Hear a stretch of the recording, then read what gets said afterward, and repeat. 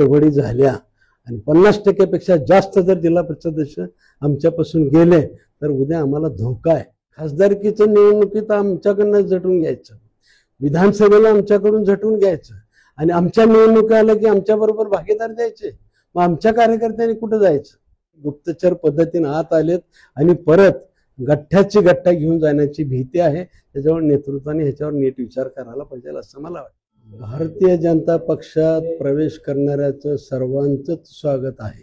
भारतीय जनता पक्ष गावात, तालुक्यात, जिल्ह्यात, राज्यात, देशात वाढला पाहिजे या भूमिकेचा मी नक्की आहे। परंतु हे करत असताना सर्वांनी एकमेकांनी विश्वासात एकमेकाला घेणं गरजेचं आहे। स्थानिकांची काय भूमिका आहे विचारलं गेलं पाहिजे, एवढं करावं असं मला वाटतं। आणि नवीन जे लोक येतात त्यांनी किमान 3-4 वर्ष तरी पक्षासाठी करावं काम आणि मग पक्षाने त्यांना कोणतीही भूमिका द्यावी, काहीच अडचण नाही। खरं म्हणजे आज येत आहेत ते सर्वजण जिल्हा परिषद पंचायत समितीवरून नजर ठेवून येत आहेत। माझा आजही दावा आहे, उद्या जर पंचायत समिती जिल्हा परिषद आमच्या ताब्यात आल्या, भाजपच्या जास्तीत जास्त सीट आले, परंतु एक मोठा गट तयार होऊन आपल्याला विनंती करतो, बारकाईनं पहा पण किती आमदार आमच्याकडे येतात। माझे आमदार, आजी आमदार किती आहेत, महापालिकेत असतील, जिल्हा परिषद आपलं ग्रामीण भागात असतील, हे सगळे जर उद्या एक झाले आणि एक गठ्ठ्यानं जर जिल्हा परिषदेचा अध्यक्ष जर भाजपचा व्हायला लागलेला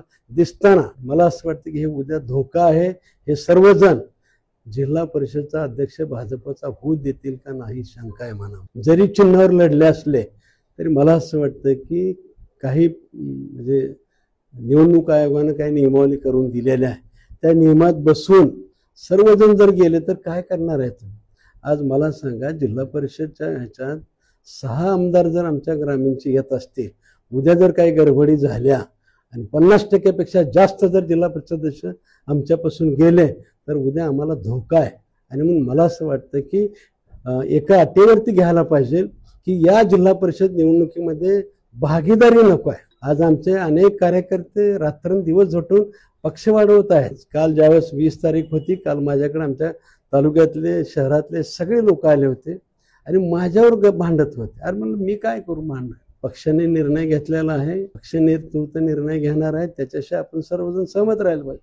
त्यांचं म्हणणं आहे की खासदारकीच्या निवडणुकीत आमच्याकडनं झटून घ्यायचं, विधानसभेला आमच्याकडून झटून घ्यायचं आणि आमच्या निवडणुका आल्या की आमच्याबरोबर भागीदार द्यायचे।